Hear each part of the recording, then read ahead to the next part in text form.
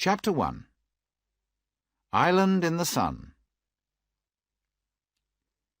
James Conway put away his business papers and sat back in his seat. He looked out of the aeroplane window down at the warm blue sea below. Far away, in the bright sun, there were the long white beaches of the island of Haiti. Behind them, he could just see the small wooden houses and the deep green leaves of the coconut trees, which were moving lazily in the soft afternoon wind. "It looks beautiful, doesn't it?" Conway looked at the woman sitting next to him. "Very nice," he answered. "Is this your first visit to Haiti?" the woman asked. "Yes, but I'm not here as a visitor," said Conway. "I have a building company. It's called Conway Construction. My company has offices all over the world, America, Europe, Africa. We're very big in Australia, too. Everyone in Australia has heard the name Conway. I'm coming to get an office here, buy some land, build a few hotels, you know. The land is very cheap here. You can buy a piece of land to build a small town on for a few $1,000s. Sorry, I don't know your name. I'm Mr. Conway, James Conway. Just call me Conway." "I'm Karen Jackson." "Nice to meet you, Karen. What do you do? Have you got a job, or are you married?" "I'm at Harvard University." "From the university? Are you a secretary there?" "No, I'm a doctor. I'm teaching medicine." "A doctor? That's interesting. What are you doing here in Haiti? Are you on holiday?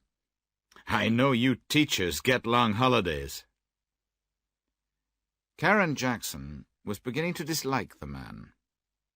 "No," she said, "I'm going to work in the hospital at Port-au-Prince, and while I'm here, I'm going to do some work for my book." "Are you writing a book? What is it about?" "Voodoo." "Voodoo?" laughed Conway. "Are you telling me that someone is paying you to come here and write about voodoo? I know Haiti is not America, but voodoo? I thought people stopped believing in that years ago." "Oh, no," said Karen. "People still believe in it.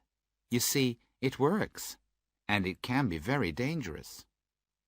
"Surely you don't believe in voodoo, do you?" "Yes, I do. We don't really understand voodoo in America. Most people think it's magic. They think it can kill people." "That's right. I remember hearing about it. People who use voodoo get a picture of a person, or make a doll, don't they? Then they put pins or knives into it, and the person feels terrible pain." "Yes, that's right," Karen answered. "I have a photograph here in one of my books about voodoo. Look, there's one of the dolls. It's not a child's doll.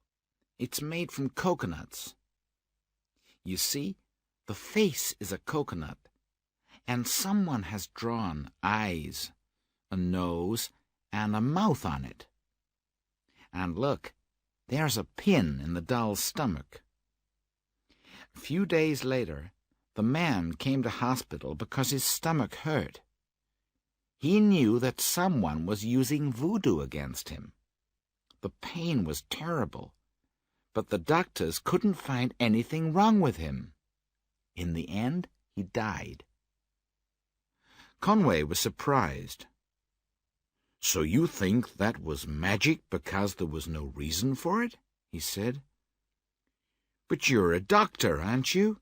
You don't believe in magic, do you?" Voodoo is more than magic. I don't believe in magic, but I know that voodoo can be very dangerous. I want to understand how it works. Here in Haiti, there are still a few people who know how to use voodoo. They are called Hoongans. There are still a few Hoongans in the villages in the country, and that's why I'm here. I want to meet some of them and talk to them. Of course, they aren't all bad people. They can use voodoo to help people, like doctors. But they can use it to hurt people, too. But we're living in the modern world. Yes, but the people here are very sure that voodoo is real. Teachers, business people, doctors, everyone believes in it. Or they are afraid of it. And perhaps that's why it works. After all, if you believe you are ill, you can be ill. And if you really think you're getting better, you can get better. If you think that someone is trying to kill you, then you can die, because you are so afraid. Well, that's a good story, laughed Conway. If I need some voodoo, I'll come and see you. Okay, said Karen. Excuse me for a minute. She got up and walked to the back of the plane. She was bored and angry with Conway, because he thought he understood everything, and he never listened to other people.